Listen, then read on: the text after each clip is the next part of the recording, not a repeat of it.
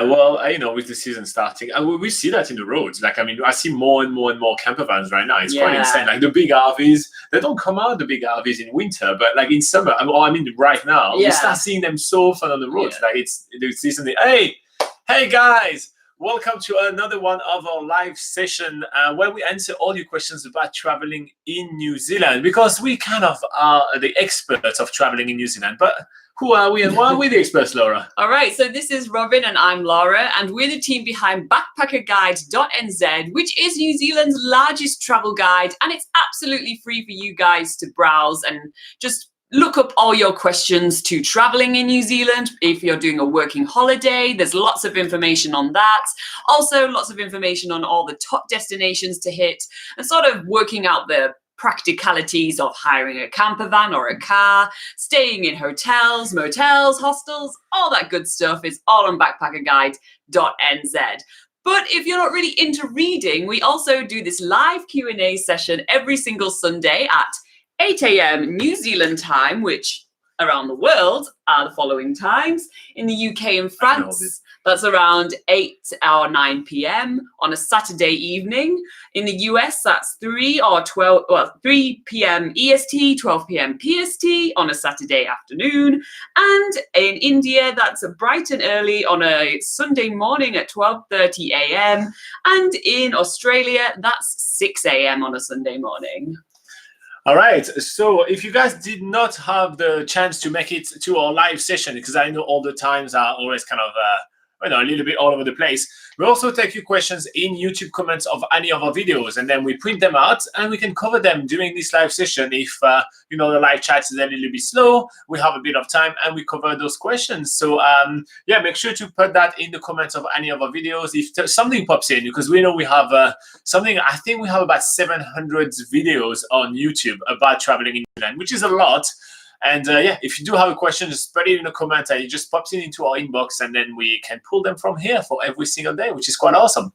But the best place to ask your questions is on the live chat. So come on the live chat right now and ask away. Exactly. And if you guys can do us a favor right now in the live chat, if you can just tell us if you hear us and see us properly, if everything is working fine, that'd be lovely. And also tell us where you're from. It's always fun to know where people are from. Now, in the meantime, should we get started with a question? Absolutely. Okay, cool. So we had a question coming from Magda1988G. And she says, "Hi, I don't know if I asked already, but what size of backpack would you recommend for a working holiday visa?" So first up, if you don't know if you asked the question, maybe just try to remember it. Like, we're here to help, but no, you did not ask before. So that's the first time that we got this question from you. And that's a question that we get quite often, actually. What kind of bag? Actually, very often you also get the questions like, should I take a backpack or a suitcase? If you don't know if you should take a backpack or a suitcase, read our article or watch our videos about backpack versus suitcase. We have very polar opposite opinion on that. So here you go. But if you chose backpacks, first up, you're right. So well done. And there is plenty of things that you need to take in consideration. The size and the weight of it is obviously a big consideration right here, but there are other factors to take in consideration, and we cover quite a few of them. Now I'm going to start addressing the size of the backpack first, just so you have more of an understanding about what you can carry and what you should take with you. So the range of backpacks that you would be finding to do a trip to New Zealand would be between 40 liters and 80 liters. If you're from the US and you do gallons, I'm very sorry.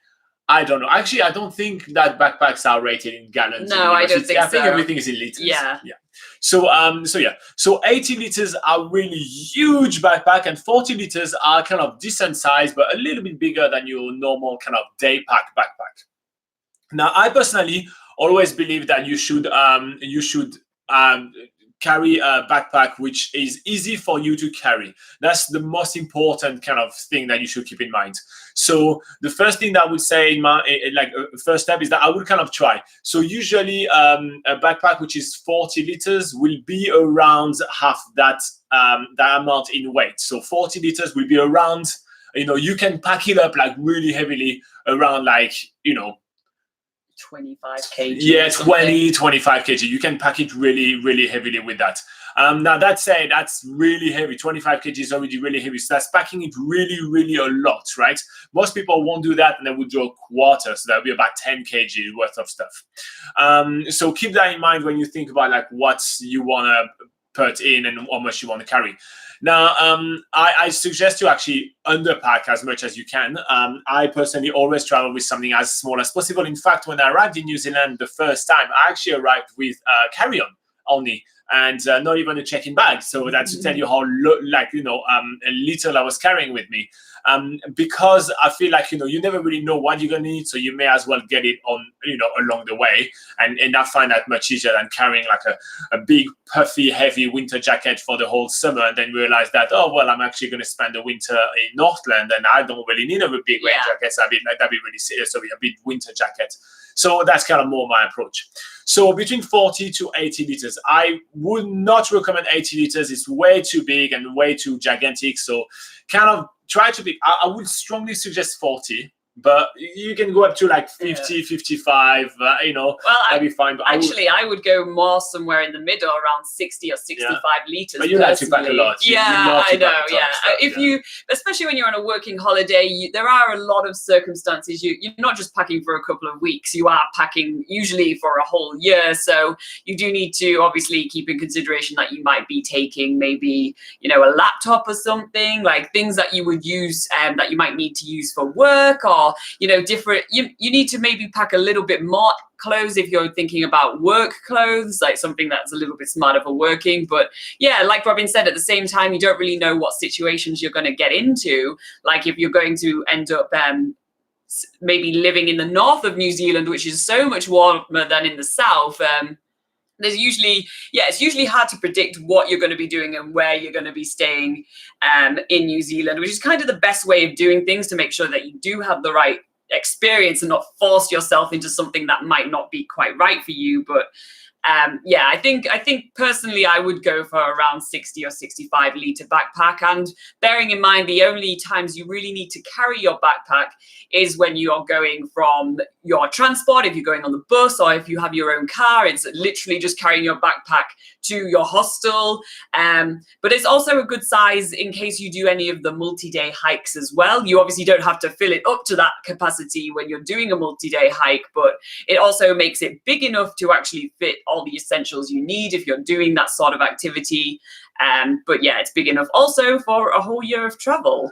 But the thing is, I mean, in my opinion, right, the most important part of like picking the backpack is how well does it fit you, right? Out of everything, the size, the color, the amount of pockets, the amount of little gadget, the amount, like there is so many things like, that you have. And there are some essential kind of gadget that I want on the backpack. For example, I want the double layers on the back, which gives a bit of wind in the back and allows you to breathe on the back, and it's really helpful. So it's kind of like there is, you have the two shoulder straps on the back, there is some mesh in between, your back and the backpack, and that gives so much more comfort, and that also allows the back to breathe, so you're not sweating too much, everything. So for example, that's super essential for me, and I always want a backpack that has that.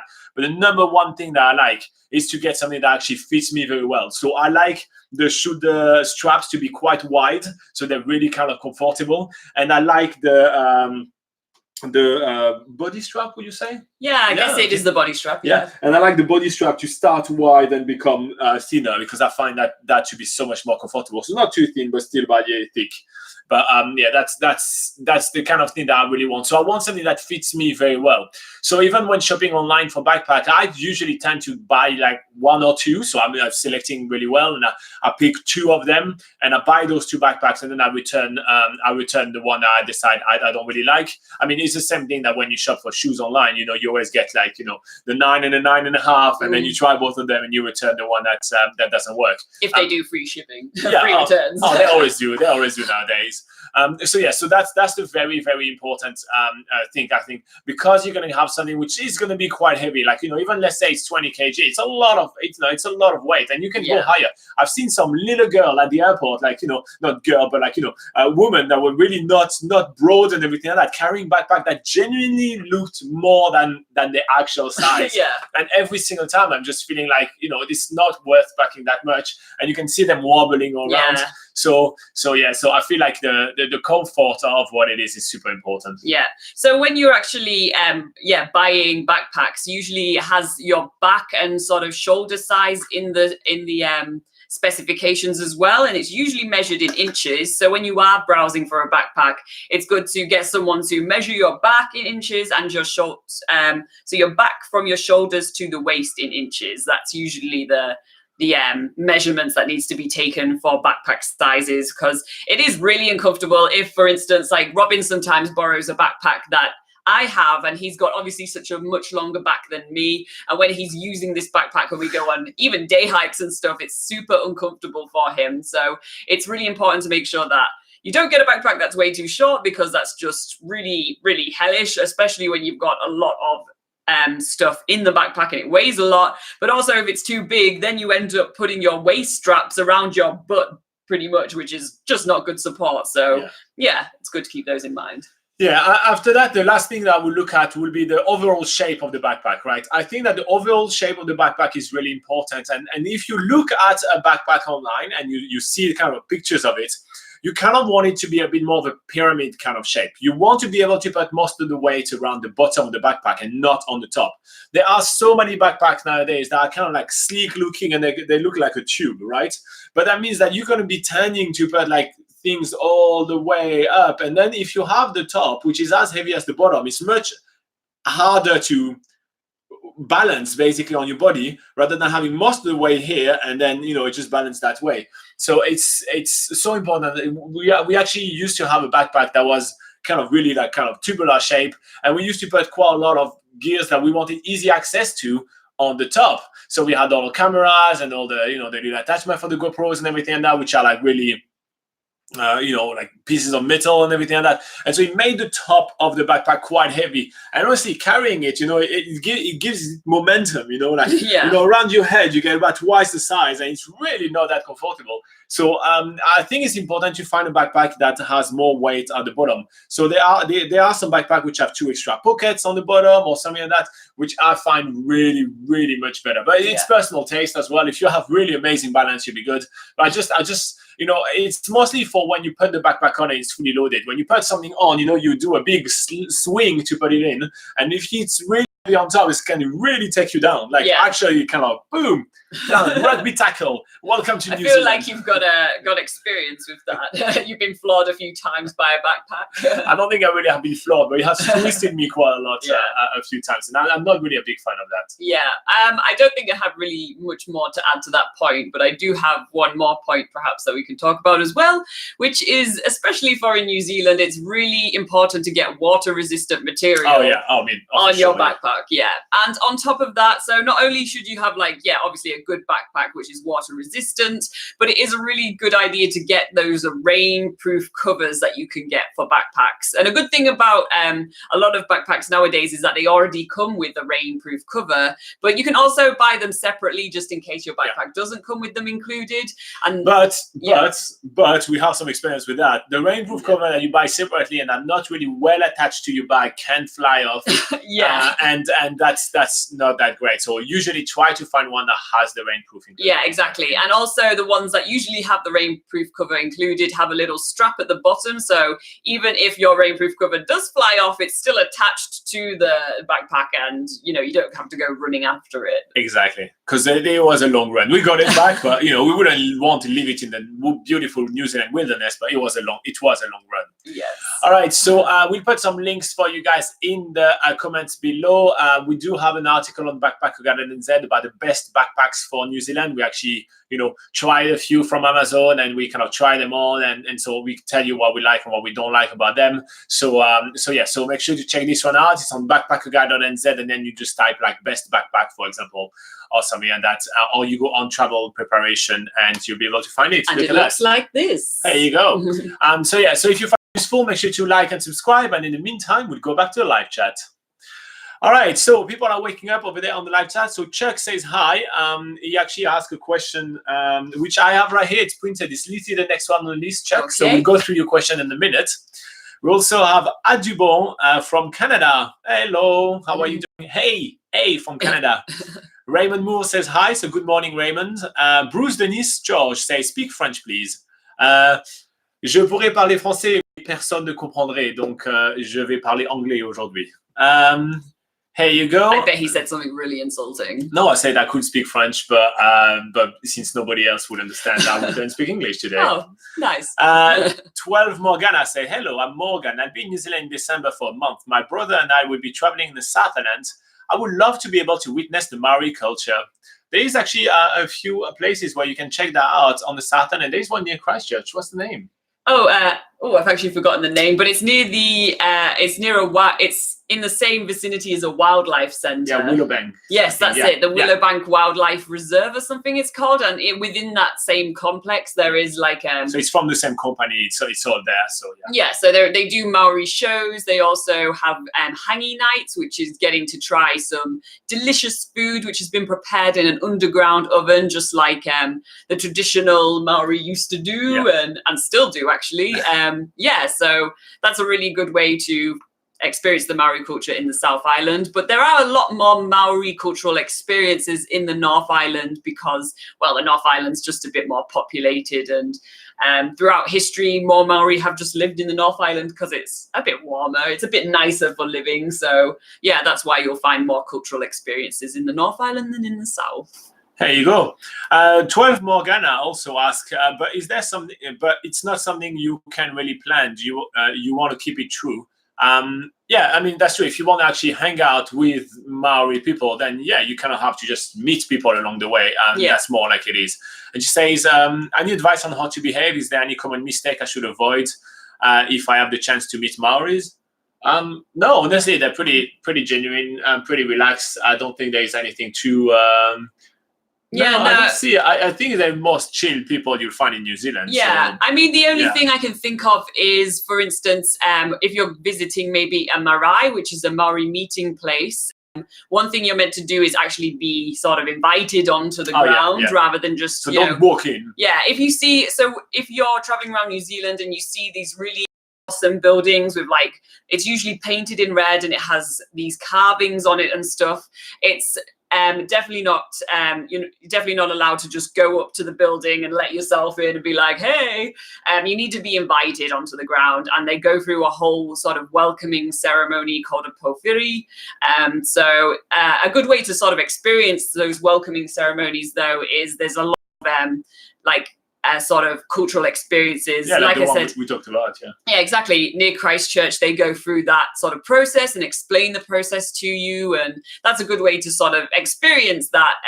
Because otherwise it would be quite difficult to just randomly come across that experience just by chance. So All right. Raymond Moore says, what is the minimum budget to travel comfortably to New Zealand? Is it possible around $200? So give us a little bit of context so we can actually help. So tell us if you want the budget of spare money just for your activities and your food, or you want it to be including your car rental or camper van rental and hotel or hostel. How do you want to travel? Which kind of accommodation you want to stay in? How long are you going to stay in New Zealand? How are you going to travel around? All of that. So if you give us a little bit of context, we can actually help you out. But right now, it's very broad of a question. Some people cannot make it at $200, and some people can make it at $200 a week. So you need to give us a little bit of context to help you out. So if you give us context, we can get back to it in a minute. Adubon says, I'll be visiting New Zealand from mid-February to mid-March with my family. I'm a blind traveler who loves animals. Could you recommend farm tours to interact with the animals and not just watch? Yes, they are. There is Agro-Venture. No, is it? What's it called? In Rotorua. There's one in Rotorua. Do you want to find it while I get back to the other one? The other one is Maori Farm, which is quite cool. It's in the south as well, where you can interact with sheep and all those kind of things. Now, for native animals in New Zealand, you won't be able to find much interaction with that. You won't be able to hold a kiwi bird, for example. You won't really have those kind of things, sadly, just because well, they're really wild animals. Like, you can interact with sheep, you can interact with cows. There's also the Walters Peak Farm in Queenstown, which I just remember. This is really cool. That would be really sensory because Walters Peak Farms has amazing food. You take a boat to get there, and it's an old steamboat, so you have like, you know, all those sounds and all those things of like an old kind of steamship. You can actually go and see them like fueling the coal into the so feel the heat. So you have the heat, you have the smell, you have all those kind of things. The food is fantastic, so you'll have an amazing food experience as well. And when you arrive there, because it's kind of like a massive area just for them, right? You have all those noise of all the animals and everything, and you'll be able to interact with, you know, sheep and everything that would get you to play and touch like the wool and the wool from the sheep, like freshly sheared from the sheep and everything. So I think you would really like this one.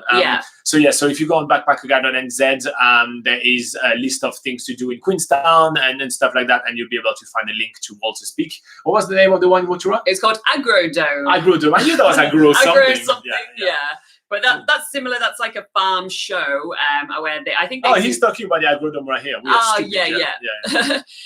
So I think personally, I'm not sure if you get the opportunity to touch much, like have more of a sensory experience with Agrodome, but it's definitely a show where they sort of, you know, show people how they shear sheep and that sort of thing. But perhaps I think a good thing to do is also to I just came up with another really good idea, by the way. I'll get to that in a second.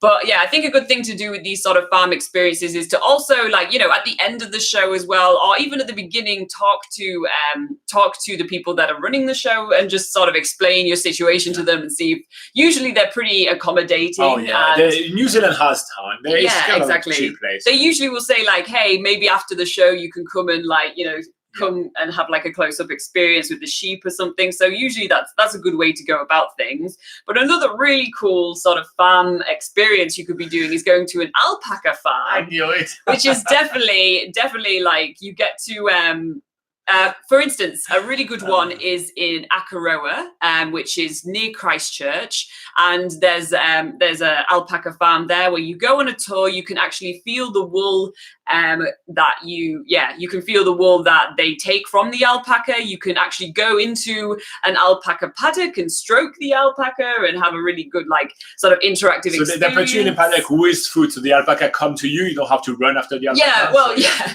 Just giving you some context right here. Yeah, I was going to say, and then they give you the opportunity to get to like photos and stuff with the alpaca, but then they go and give you the opportunity to feed alpaca and also feed, like, there's usually baby alpaca there as well. And yeah, so that's definitely like one that we would recommend. And we do have a video on that with commentary as well. So if you search on YouTube, alpaca Backpacker Guide.NZ, you're sure to find that video of us in Akaroa with the adorable alpacas.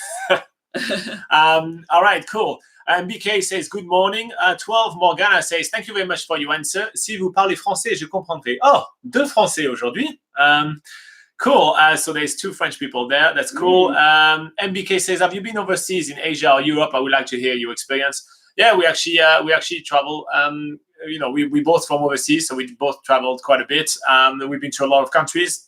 But we're mostly focusing at the moment on the South Pacific Islands like Tonga, Niue, Fiji. And if you want to hear more about our experiences there, just stay tuned because some content's coming soon. All right, so should we answer Chuck's question? Chuck had a really interesting question, so I think that's going to help quite a bunch of people right here. So Chuck P, I like the P. Chuck P on YouTube says, hi guys, quick question. I am 3.5 months away from arriving in New Zealand for my 1 month trip of a lifetime and currently doing my research on renting camper van. I wanted to know how far in advance would you recommend that I book a rental reservation since I will be here during the high season. Thanks, you guys are awesome, and thanks for all the helpful info. First up, I want to say I really like when a question comes with a really lovely compliment like we are awesome. I think that's quite awesome. Now, booking camper van rentals. So now he's about 3.5 months away from his trip. So I'm suspecting you're going to be arriving in February. In February 2020, 2020, boom. All right. So February is the height of the season in New Zealand, the high touristic season. So it's because it's in summer, because summer in New Zealand is between December and February. Exactly. And this is when most tourists come in the country. So usually the high season, we'll say, is between November and March. So really just, February is right where it hurts. And New Zealand is a pretty small country. New Zealand has about 4 million people in it.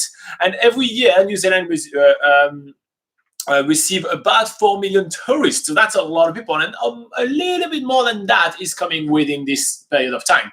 So if you consider that, I'll take all those factors right here. New Zealand is at capacity in summer. So almost everything needs to be booked in advance, from the accommodation, and we talk about all kind of accommodation right here, right? Hotel, hostels, but also even if you're on a camper van and you need to stay in campsites, you've got to book that in advance. Obviously, transportation, which is what we're going to be talking about right now, car rental, camper van rentals, and all those kind of things need to be booked in advance. And activities as well, or at least the most popular activities need to be booked in advance, like not really your mid-force sound cruise, because there's so much, but your glowworm tours, your rafting experience, all those heli hiking, exactly, need to be booked in advance. All of that needs to be booked in advance.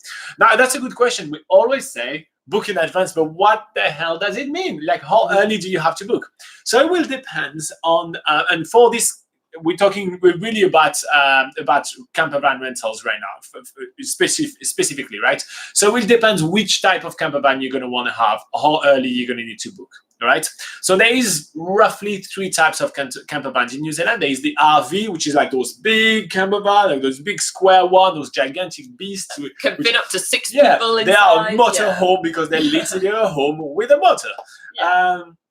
There is also the camper van, which is more like your Toyota Hiace. So there's those kind of people mover, which have been converted with a tiny kitchen and a bed, and sometimes they have a high top to fit some more people on top. So that's what we're going to call camper van.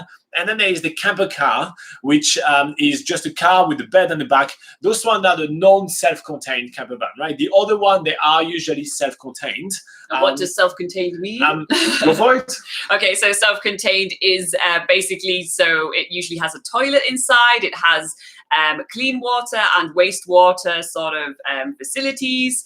And basically it allows you to camp in a freedom camping spot for about 3 days before you need to be able to fill up all your water and stuff again. So it's basically so you can use everything within the camper van and you don't need to use outside facilities. Exactly. All right, cool. So usually what happens is that the RV, the big motorhome, are quite limited on offering in New Zealand. So in winter, it's very easy to get some because there is a lot of RVs and little amount of travelers. Now in summer, there is much bigger demand than there are actually supply. Yeah. So I was like, what's the other word? What's the word? So there is a much bigger supply. So for that reason, we will advise to book between 2 to 3 months in advance. So basically, if you're planning on traveling in an RV truck, you've got to book now or do your research to book right now. We have contact with companies quite regularly that keeps us in touch with us. Yeah, they keep us in the loop on what's happening and everything like that. We actually know of 2 companies which are already fully booked until the end of January. Right, and we are recording this video on the first few days of November. So they are fully booked. So they literally cannot take a single extra customer. So if you are planning on traveling with an RV, start booking right now and give yourself like 2 to 3 weeks to make a decision. If you are traveling in a camper van, which is the slightly bit smaller, now this is the thing that has a lot of supply there. So you have a little bit more leeway, but if you're traveling in February, you're going to want to have booked by the first week of December, let's say. Yeah. Okay, so you're going to want to have that booked now. And if you are traveling in a camper car, there is always plenty on offer right here. Mm-hmm. So I don't think that's going to be too big of a deal. You'll be able to find a camper car quite easily in New Zealand. So let's say about 1 month in advance would be fine. The later you book, and also you're going to have some periods, like obviously it doesn't apply just to you, Chuck, but for other people, if you're traveling between, the last 2 weeks of December and the first week of January, it's probably already fully booked. Yeah. Almost everything is probably, even the camper car, probably already fully booked because that's the busiest, because on top of it, you also have the locals traveling as well. Yeah. So that's kind of like when you kind of need to book those camper vans. But that doesn't mean that you'll find absolutely nothing. It just means that you're gonna have to pay a big premium to get what you want after that, or you're gonna have to kind of sacrifice a few things and maybe get something that wasn't the plan, that wasn't the one that you wanted, and you'll have to get something. Yeah, that's exactly what I was going to say. Obviously, the later you leave it, the more limited choice you have. And especially when you start comparing camper van companies, a lot of camper van companies offer very different things, very different services and inclusions.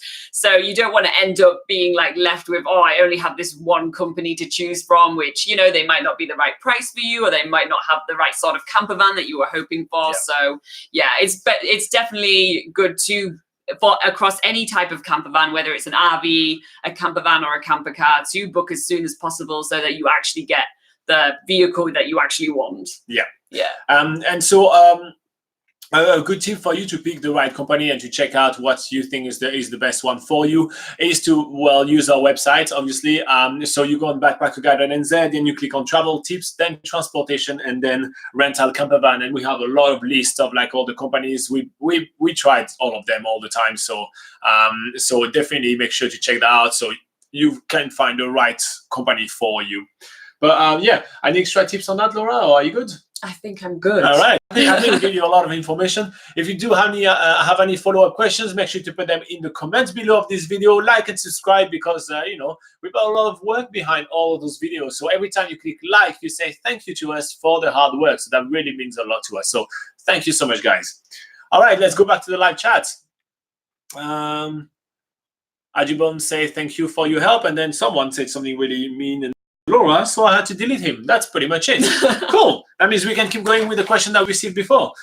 So we are about half an hour in, guys. So if you do have questions of your own and you do want us to go over them, make sure to give it to us as soon as you can, because otherwise it's going to be a little too late and we'll have to do them next week. So yeah, put your questions in the live chat as soon as you can. I'll ask the next question. I feel like you've just been talking for a long time now. I'll give you maybe a 1 minute break, because you'll have to talk again very soon. No, that's fine. Do you know which one you want? Not really, but let's go for that one. Okay, so Terry Liao asked on YouTube, sorry if I pronounced the name wrong, which I probably did. Hey, Backpacker Guide, thank you for all the amazing and useful NZ backpacking videos. We are planning to go to Mount Cook in February 2020. Do you think summer is a good time for a helicopter/ski plane glacier hike? What would be the difference if going in winter? Like, is there a better chance of seeing caves, etc. in winter? Thanks for your advice. Is there a bad time to do a heli hike? Not really. The thing with heli hiking, whether you're doing it in Franz Josef or Fox Glacier or in Mount Cook National Park, is that in that area it's pretty much winter all year round. So the glaciers are there all year round. The snowy mountains around you are always snowy all year round. So there's not really, it's not like everything's sort of going to melt away in summer and it's not going to be as good. So yeah, basically in short, you can do it at any time, and it's an amazing experience. So some people actually think that in summer there's not going to be a glacier. We actually have received this question quite often. So now to put that to rest, the glaciers are here all year round, and they do not disappear in summer, and they are not, not there in winter or anything like that. It's an all year round activity. Yeah. So yeah, there's obviously some differences between summer and winter, though. So we'll go through what those differences are. I think before we give you all the differences first between summer and winter, I think it's quite important that we recap what the tour actually is, so you understand why we talk about all the different kind of factors like winds and everything like that. So the tour, on the heli hike tour, usually it takes about half a day. So when we say half a day, it's about 3.5 hours. The tour starts usually at the base, where you are given a safety briefing as well as all your equipment. You are always provided, should it be winter or summer, you're always provided with a really thick rain jacket, with beanies, with crampons, with thick shoes and everything. So you are always kitted like if you were to attack the Antarctic. And no matter the season. So no matter what, you're never really going to be cold. Like, we've done it in the middle of the winter, we've done it at the height of the summer, and we never got cold doing this activity. So once you've done all your safety briefing and everything like that, you are usually led or driven, depending on where you're going, toward the helicopter pad. Then you're going to board a helicopter, and it's usually about a 10-minute helicopter ride, not even, some days even shorter than that. And you see some amazing scenery, and you land right on the glacier. When you land right on the glacier, you're going to have one of the guides is going to open the door of the helicopter, and everybody's going to get out one by one of the helicopter with head down. You feel like you're an action star hero, and yeah, you're getting down, and then the helicopter is taking some of the people and flying out, and you are left stranded on the glacier. Once you're on the glacier, the guide is going to give you another safety briefing just to make sure you're super safe, and he's also going to help you put the crampons on, because you're not having the crampons in the helicopter because those damn things cost a lot of money. So you put the crampons on, and then after, the guide is going to kind of lead you to kind of hike around the glacier. Now, it's not a full hike. Like, a lot of people are like, oh my gosh, I can't hike and everything is too tough. No, it's a little walk, right? You're not doing a huge, you're not covering huge ground. You're probably doing, I don't know, I'd say if we do 1 or 2 kilometers at most. At most. So it's kind of really slow pace, and the glaciers move all the time. So every single time you see some beautiful picture of that cave or that this or that, it's probably going to disappear after about 2-3 weeks. So don't think that you're going to always see exactly the same thing. So, and the path that you're going to take around the glacier will change all the time. So you can never be told like, oh, where you're going to have the best caves, where you're going to have this, where you're going to have that. We have some videos that explain where you're going to have the most chances for that. So you can type Heli Hike Backpacker Guide, and then you'll find all our question answering as well as all our videos, because we've done Fox Glacier, Franz Glacier, Franz Joseph Glacier, and Mount Cook Glacier. And we've done video for all 3 of them. So you can watch all those 3 videos and see which one you like the most. But yeah, so you do a bit of a walk around. It's literally just a stroll, right? It's a gentle stroll. You don't need crazy amount of fitness. Like, you need 0 fitness to do that. And once you're done with all that, sometimes you have some, you can go through ice caves and everything like that. But you always have the choice not to do it and stay on the surface and kind of keep walking. So it's always up to you if you feel like doing it. If you don't feel like doing it, if you feel like just going there, take a selfie, and then get out and tell people you've done it. You can do that. And then once you finish, you go back to where the helicopter was landing. The helicopter is going to land. It's going to be action hero again. You run toward the helicopter. You take a few crampons first. You take the helicopter ride again, 10 minutes back to the base, and then you give them back all their equipment. And some of them leave you with a beanie as a souvenir. But yeah, so that's basically what it entails, right? So there is a lot of moving part there. There is a flight as well in a helicopter. So there is a lot of things to take in consideration when you think about what's the best season to do it. Okay. All right. So after that introduction, so in summer, the thing to note is that the weather is usually a little bit more predictable. It's not perfect, but it's a little bit more sort of consistently, not as rainy as in winter. So with that in mind, that means that the helicopters are going to be going, because they are very much weather dependent, whether the helicopters fly or not. So if you're having like extreme winds, or you're having like just pouring down with rain, then it's likely that your helicopter tour or your heli hike will get rescheduled or cancelled. Well, it's usually rescheduled, but it's usually up to you whether you're staying around long enough to actually get the next flight that's available. So yeah, the thing to note is that in summer you're usually more likely to get onto the glacier when you plan to get on the glacier, whereas in winter that might not always be the case. So also you tend to find a little bit of better deals when it comes to doing the heli hikes, because it's winter and the lower season. You might be able to find a few discounts here and there, which is generally the theme for winter travel anywhere in the low season. You usually get a few discounts or deals, which is always handy. Also in summer, there's just generally a lot more people traveling in New Zealand, so you run into the risk of tours being fully booked. It just also obviously feels a little bit more crowded, especially around Franz Joseph, which is the most popular place to do glacier heli hiking. There's helicopters coming and going. There's about 5 different helicopters taking people up and down the glacier. So it just generally feels a little bit more like you're not really alone in the in the wilderness or something, it's kind of loses that sort of charm of it. But especially, but actually on the Mount Cook side of the mountain in the Mount Cook National Park, where you do the glacier hike on the Tasman Glacier, there is only 2 helicopter companies that are doing the heli hikes. So even in summer, you don't really run into that problem because it's very quiet. And actually also in Fox Glacier, there's only 1 helicopter company taking people up and down the glacier. So again, it doesn't really matter if you go in winter or summer for that sort of uncrowded feel. But just to bear that in mind for Franz Josef. Yeah, and to be fair, if you do the Tasman Glacier, which is in Mount Cook, you're on top of the longest glacier of New Zealand. Even if there is a crowd of people there, first up, they're coming down from helicopters, so they come 4x4. And second, it's the longest and largest glacier in New Zealand. Space for everyone. Yeah, you're going to have space to breathe. Don't worry. Yeah. The feeling of space when you're just under Mount Cook and everything, no matter what, like even if you're with a group of 20 people, you still feel alone in the world. It's quite phenomenal. So I don't think that's going to be too big of a worry. Yeah. So obviously, compare this to winter, you have the opposite side of all those points. So for instance, there's less people in winter. So that's probably more applies to Franz Josef, where you'll just have a few less helicopters flying around. But the one thing which is cool is when you do a tour and you only have like you and your partner and you're the only 2 in the helicopter, that is, I mean, with the pilot, of course. Otherwise, that is just hijack the helicopter and off you go. Yeah, and you don't drive a helicopter like you drive it in GTA, so it doesn't work.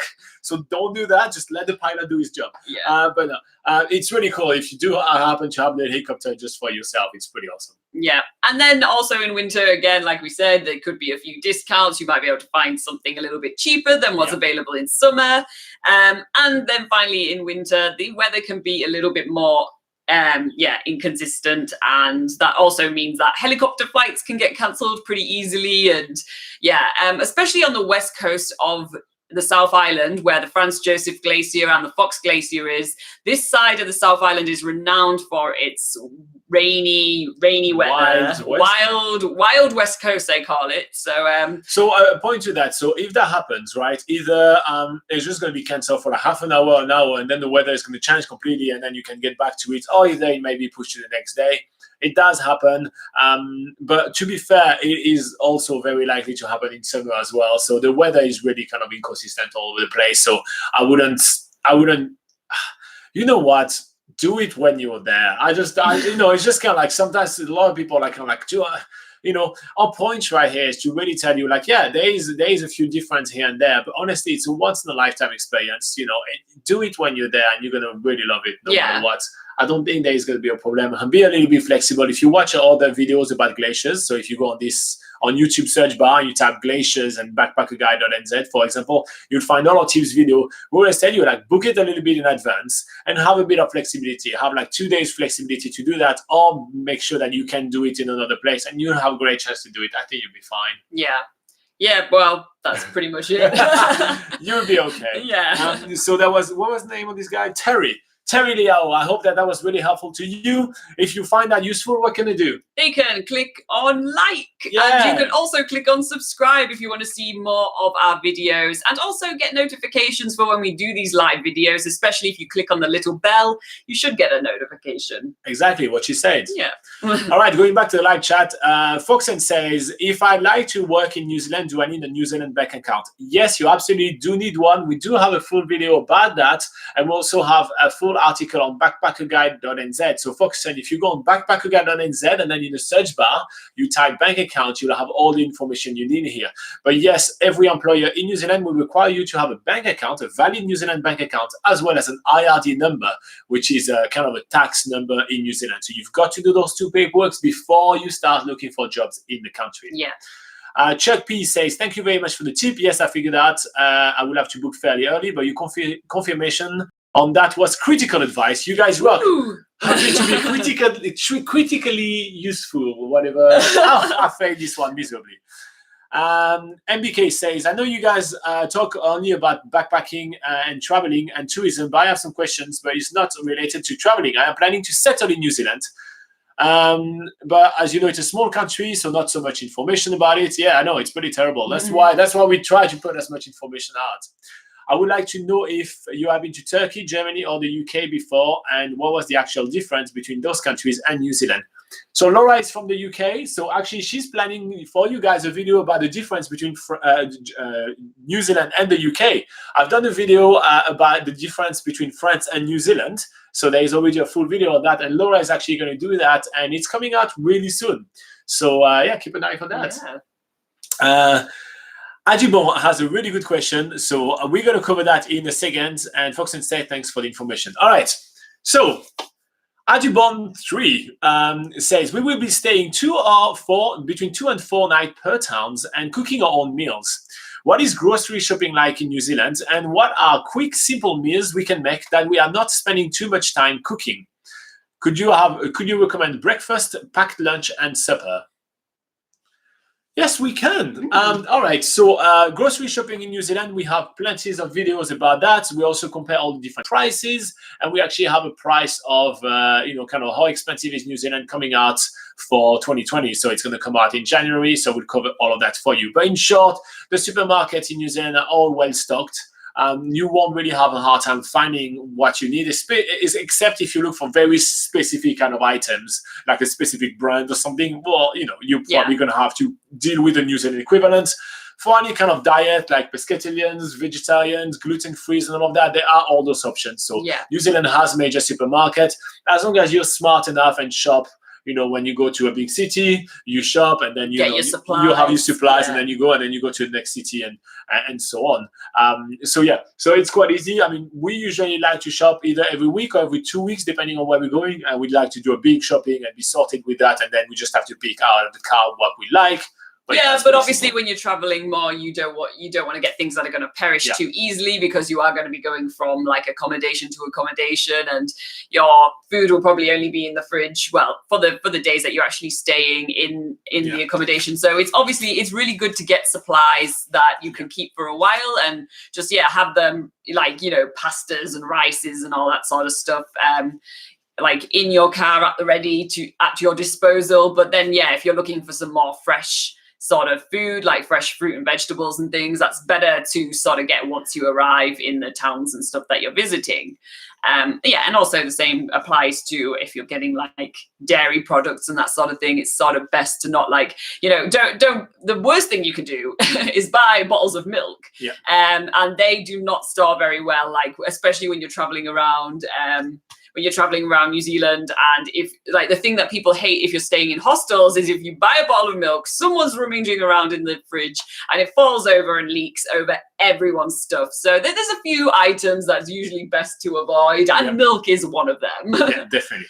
All right, so now Ajibon asks about kind of recommendations for food for breakfast, packed lunch, and supper. We can definitely do that, and we'll tell you what we usually eat when we're on the go, and we'll give you 2 options for each of those kind of meals, so you just do have a little bit of variety right here. Now, one of the things I want to preface is that usually what we do is that we plan something which can be a bit more efficient. So we use ingredients that we'll be able to use more along the way. Like versatile. Exactly. So we get, let's say pasta, so we can use it for lunch and for dinner, and bread, we can use it for breakfast and then for lunch, and kind of we make sure that it's quite flexible, so it's easier to kind of carry around. You don't pack too much, and also you use them faster, so then you always have kind of a bit more fresh food, right? So for breakfast, first option. Well, one thing you could get is muesli. That's really easy to carry around. It's dry. It's it's not cereal, but it's kind of cereal. It's a dry cereal. So you don't have to have any. It's healthier than cereal. It's healthier than cereal, So you don't have to have any special conditions to, pack it. Usually you can just keep it in the bag that you buy it in, and it's easy to travel around with for sure. And you can use it for obviously a whole week of breakfast. So that's always an easy option. Like I said before, milk is not really a good thing to buy to go with it. So what Robin and I actually used to do is we just cut up bits of fruit and put it in there and have it dry, which is actually really nice. But if you're feeling a little bit fancy, you might want to get a pot of yogurt or something to go with it. But I definitely recommend, it's easier to just eat it dry and put some fruit in there. And also just on that note as well, it's really important to make sure that you are staying healthy when you're traveling, because you're usually a lot more active when you're traveling, and you do need to have a kind of a little bit more nutrients and stuff like that. So definitely getting some fruit in your breakfast is always a good idea. So when you have the muesli dry with fruit, you usually want to pick a juicy fruit, so like orange or pineapple or something like that, so it kind of gives the moisture to the muesli and it makes it really good to eat. So it's a really healthy option. Another option is toast. Obviously, everybody has toast for breakfast in hostels and everywhere. Every time you're gonna see like free breakfast, you can have toast on there. So a little bit of butter on it, or jams. If you want to make it super fancy, you go for like chocolate spread with bananas on it. You make it really nice like that. You can have strawberries and chocolate spread as well. You can have plenty of things. You can have honey and strawberries, really good as well. So toast is obviously always the easy one to get.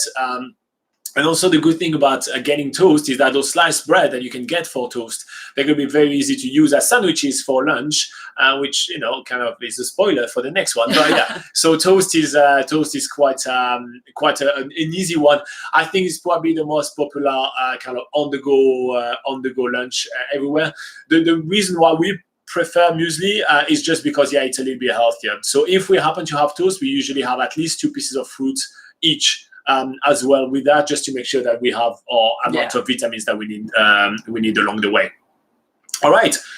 For lunch now, a couple of ideas. Laura, do you want to get started? Yeah, well, since you talked about toast and getting sliced bread, an obvious thing to do with that is to also make sandwiches. So, you could just get the fillings that you like for sandwiches. Use the same bread. So like that. Yeah, exactly. So that big loaf of bread that you bought for your toast, you could also use for your sandwiches. Sort of versatile ingredients that could go in there. If you're a little bit of a cheese addict like Robin, cheese is usually easy to travel around with. It's everything is super. Is the word pasteurized in? Yeah, pasteurized. Yeah, everything's super pasteurized in New Zealand. So like cheese lasts forever. It doesn't, because I usually eat it in the sitting. But basically what I'm trying to say is it travels around well, and you can keep it out of the fridge for a day if you're traveling for the day, and between locations, it's usually not a problem. So cheese sandwiches, or if you are buying sort of any other, like if you're into ham maybe, or other. Yeah, the good thing with sandwiches, you can do everything. You can have avocado, you can have tomatoes, you can have lettuce, you get some fresh ingredients from the supermarket, and you can make it different every single week. So one of the good things about that is that you need one spread. So like, let's say mayonnaise or aioli or whatever you like, and that's your one spread. And then the ingredients can change every day, and you get this variety as well. Because like on the go, usually we oscillate when we go for 1 week on the trip or something. We oscillate between only two recipes at most, right? Because we just like to keep it streamlined, and we usually our car is basically doesn't have space for food. We have cameras and stuff like that, and work stuff all the time. So also situations a little bit peculiar right here. But I think sandwiches, that means that you can have actually a ton of variety, which is really good on the go, because otherwise it gets really repetitive. But sandwiches obviously is the one thing to go for. Now, one thing that would be really amazing that you could do at Dubon is that you come to New Zealand with those either Tupperware boxes or with those reusable food wraps. So like that, if you do have sandwiches, you don't have to do Glad wrap all the time. Because they're really bad for the environment. So the less Glad wrap you can use, if you can find something reusable for that, that would be absolutely amazing. There's beeswax kind of stuff to wrap them, or just cloth wraps, or boxes. And that's the thing that we use usually. And by Glad wrap, that's kind of a New Zealand term for cling film or cling wrap. Just that plastic wrap that goes around, that sort of plastic stuff that goes around the sandwich. That goes around food and stuff, All right. So the next thing that you can have for lunch on the go is rice or pasta salad. It's something, so that's a really cool thing to have, just because it's something that you can cook the night before. So let's say the night before you cook a big plate of rice or a big plate of pasta. Spoiler for the next two things we're going to talk about. You can keep some of those unflavored kind of pasta, and then you can add like a corn. You can add peas. You can add mayonnaise. You can add like a little bit of ham. You can add carrots. You add whatever ingredients you like in it. Something that can be really, really kind of versatile as well. You can have a lot of different flavor to it, and you put them in your Tupperware box, and then get a spoon and then share that. We have lived on that. So, during New Zealand's biggest gap year, that you saw us traveling 365 days in New Zealand, doing 365 activities. And it's all on YouTube, so you can go and look that up. Exactly. And we ate that many lunches. Just because, that's the thing, you can change the flavor all the time, and it's just awesome, and it's so easy to do, and it's very healthy as well. So it's kind of, it's something that we really did like. So rice or pasta salad, you can put olives in there, you can put anchovies if you want. Whatever you're into. You can put tomatoes, you can make it awesome. I'm getting hungry, right? You can put cheese, you can put like little dices of cheese. Oh, yep. Awesome time. Anyway, so that's really awesome as well to do, and it's very easy to do as well in any hostel kitchen. Even like one of the good things as well with the thing that we're giving you right here is that we give you things that you can do even in the worst equipped hostel kitchen that you can find. All the things that we're talking about right now, you can do them with just one pot. And so I think it's quite important to have something that easy to make, because sometimes you're going to arrive in a holiday park or somewhere which have nothing. And so you'll have to make do with the one pan that everybody shares.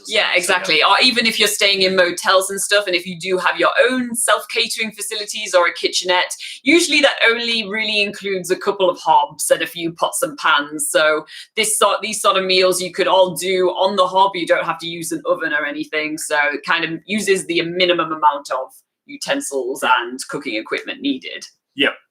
All right, so let's start with dinner. And for dinner, well, you can do fried rice. Fried rice is super easy. Also, if you happen to do fried rice, what about you use the rice that you have made, and you keep a little bit of it to make a rice salad for the next day. Wow. Fried rice, super easy. Put whatever ingredients you like, a little bit of soy sauce, salt and pepper.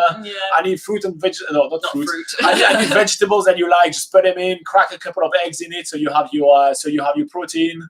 Or you can skip the eggs if you don't really want to travel around with eggs. The eggs is more if maybe if you're staying somewhere for a few days. If you're in the car, you can have a box of eggs in the car. It's fine. Well, yeah, you can, but anyway. All right. So anyway, you fry your rice and you serve it. It's that simple. It's super easy. There is nothing easier than fried rice. And it's another way to get some more vegetables in as well. Yeah. So that fried rice, super easy. Barely any inconvenience. I like fried rice. Next one. So another thing you could do is for super. We're on super now. Just for a simple dinner meal is pasta. And the reason to make this is it definitely fills you up. It gives you all the carbohydrates you're going to need for all those hikes you're going to do. But it's also super easy to make. Or obviously, maybe I don't need to explain how to make pasta, but just in case, you just need to boil some water and put the dried pasta in and just wait about approximately 12 minutes, depending on what type of pasta you get. If you want them way too well done, that's 12 minutes. Otherwise, it says on the back of the packet 12 minutes. I always make note of that. But if you get fresh pasta, it's usually about 3 minutes. There you go. So it depends on which pasta you get, but dried pasta usually takes, let's say, 10 minutes then. And then with the pasta, you can, again... If you're lazy, get your scan of sauces, and you have like 30 different sauces. You can buy already pre-made sauces, or you can even just get a can of tomatoes, for instance, and put whatever you like. Throw that in, whatever sort of vegetables, again, and things that you like inside. And grate the cheese that you had for your sandwiches and for your rice salad or your pasta salad that you might be having for lunch, and there you go, some more versatile ingredients and a dinner meal as well that's really easy and super quick to make, and you'll be in and out of the hostel kitchen in no time with that. Now on BackpackerGuide.NZ, we actually have some articles about food suggestions. So if you type, if you go on BackpackerGuide.NZ and in the search bar you type recipes, we actually have some recipes if you want a bit more variety in what you can make. But honestly, with those one here, if you're traveling for a couple of weeks or even a month in New Zealand, you're still gonna have enough variety to have fun with it, and it's so easy. And I personally like to streamline, like the food section of the trip needs to be so much more streamlined, just because it can be a big waste of space and a big waste of time as well. So I like to make the most of my time in New Zealand. So that's basically it. I hope that was super helpful to you. Audible, if you find that useful, make sure to like and subscribe. Every single time you guys click on like, you say thank you for all our time spent helping you, which literally we do all week long on BackpackerGuide.NZ and every Sunday right here. All right, let's go over some of the comments that we have having. Fox and Ska say thank you for the information. You're very welcome. S. Connolly says, how is the music scene in New Zealand? It's all right. Depends what you're into. Yeah, I mean, yeah, there are gigs. There are gigs in most cities, you know. So if you're in Yeah. Queenstown, Christchurch, Wellington, and Auckland, you always can find a gig, and there is a lot of varieties. As soon as you start getting out of those places, it's going to be much more uneven. So Yeah, it's kind of like once you get out of the main cities, you're sort of the things that you more experience is just like acoustic bands, like in the pub or something. Like that's about the extent of it. But that's about it. Just have an iPod full of music. Have the music you like on the go. MBK says the connection is slacking. Well, I hope it's okay now. Dana says, good morning. Do you have any local cheese recommendation? I heard Capiti is good, but any specific flavor or type? Rama from Capiti, or Ramara or whatever from Capiti is amazing. Yeah, Whitestone cheese, which is based in Oamaru, which is in the South Island. They do some really awesome cheeses as well. I remember we tried loads of cheese. Yeah, the blue cheese from Whitestone cheese. You can find all the cheese we just mentioned right here. You can find them in supermarkets. Yeah. So yeah, they're really awesome as well. So know any other cheese brands? That's what you asked me recommendation. I'm not recommending the other one. I recommend those two ones because they're really awesome. Our favorite ones. Yeah, exactly. Sure. If I put my name behind a cheese, it's a good cheese. Yeah. Ravi C say, I got an interview call from one recruitment agency in Hamilton, and I'm working in Dubai. They want me to be there for an interview. Visa, which airport is close to Hamilton? First up, yes, if you are job in New Zealand, you have to be in the country. That's what people want in New Zealand, face to face. You cannot come on a visitor visa. You have to have a work visa to come and look for work in New Zealand. And the closest airport to Hamilton is Auckland. Although there is an airport in Hamilton, they don't do international flights. So Auckland Airport. Yeah.